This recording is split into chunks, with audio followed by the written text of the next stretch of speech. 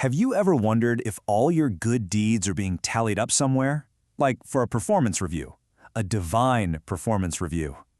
Well, today we're diving into an ancient folktale that has this amazing, surprisingly modern twist. It's all about a humble carpenter, a really stressed out god, and a key performance indicator that could change, well, everything. I mean, just think about that. Every time you do something kind, it's not just a nice gesture. It's a data point. It gets logged, tracked, and measured for some big cosmic year-end report. For the man at the center of our story, this was, believe it or not, his reality. And he had absolutely no clue. Okay, so let's set the scene. Our story kicks off in a place called Shangyun Town, right in the middle of Weya. This is a huge festival, the last big one of the lunar year. It's a day when everyone thanks the local land god, kind of like the town's guardian spirit for a good year. The whole town is celebrating, feasting, but for one guy, all that joy feels a million miles away. And the contrast is just wow. On one side, you have the town just buzzing, right? You can practically smell the roasting meat, see the glow of all the red lanterns. But on the other side, we have our hero, a carpenter named Zhang Laoshi, which, by the way, means honest Zhang. He's stuck in a cold alley, surrounded by nothing but scrap wood with his pockets completely empty. But here's the thing about honest Zhang. He might not have had any money, but he was absolutely wealthy in a totally different kind of currency, kindness. I mean, this was the guy who'd fix a neighbor's walking cane and not ask for a dime. He'd even use his own wood to repair a widow's broken door. Everyone knew him for his solid work, sure, but more than that, for his soft heart.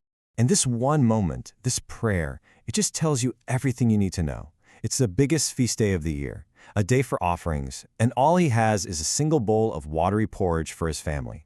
He whispers an apology to the land god, basically saying, look, I'm not trying to be disrespectful, but my family has to eat, maybe next year. So just as Zhang Laoshi is saying this quiet, desperate prayer, the camera, you could say, pans up, way up. Because in the heavenly realm, the local land god is having a really, really bad day at the office. Yep, it's time for his annual assessment, and let's just say his numbers are tanking.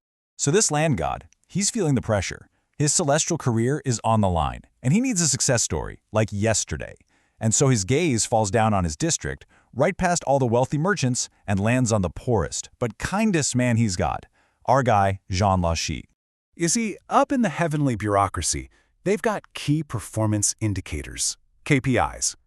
A god's performance is basically measured by how faithful and how prosperous their followers are. The god in the next town over, his people are rolling in it. His shrine is overflowing with offerings. But our land god, well, his people are faithful, but they're struggling. He's at serious risk of getting demoted. So he cooks up this plan. He transforms himself into a shivering, starving old beggar. He stumbles through the cold streets and then, theatrically, collapses right on Zhang Laoshi's doorstep. This is it. This is the test. Is this carpenter's famous kindness for real, even when he has literally nothing left to give? And of course, Zhang Laoshi, being who he is, passes with flying colors. He gives that beggar his family's last bowl of porridge. But in return, the god doesn't give him gold. Oh no, he just points to a pile of junk wood and gives him 4 of the weirdest instructions you've ever heard. It sounds completely insane, but Zhang, just taking this massive leap of faith, he agrees to do it. So Zhang stays up all night carving, and something incredible happens. That worthless wood, under his tools, it feels as soft as jade. He carves a perfect little pig, a chicken, and a sheep. The next day, feeling like an absolute fool, he takes these 3 wooden carvings to the packed Weya market. And you can guess what happens next. People laugh at him. I mean, they're there to buy actual food for their feasts, and here's this poor carpenter trying to sell what looks like toys. The crowd is just relentless, and Zhang is so embarrassed he's about to just pack up and go home. But then, right as the sun hits its highest point in the sky, high noon, just like the beggar said, a figure appears. And this person just so happens to meet that final, bizarre requirement. It's Zhao Dashanran, the richest man in town, and wouldn't you know it, he's wearing a bright red robe. He's not even looking for food, he's on the hunt for a unique toy for his grandson, who has everything. And as he walks by, that noon sun hits those wooden carvings, and to his eyes, they seem to be glowing with this divine golden light. He's completely convinced he's found some kind of heavenly treasure. So he makes an offer that just stuns the entire market into silence. 1,000 taels of silver. for a few bits of scrap wood. It's an unimaginable, life-changing fortune. Zhang Laoshi is so shocked he can barely even speak. But wait, this is the real twist of the story. Because it was never just about getting rich. The gods' test wasn't over. The true test wasn't, can you survive being poor with dignity? It was, what will you do when you're suddenly rich? And what does Zhang Laoshi do? He doesn't go buy a huge house. He doesn't hide the money away. His very first move is to set up these giant cooking pots in the street and throw a massive Weya feast for every single poor and hungry person in town.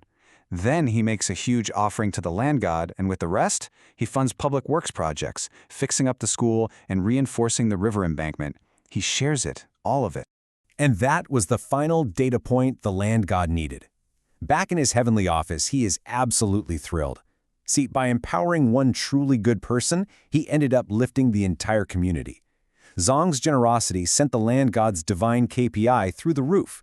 He didn't just pass his performance review, he absolutely crushed it.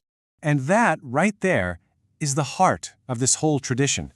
Weya was never just about getting a year-end bonus or having a nice family dinner.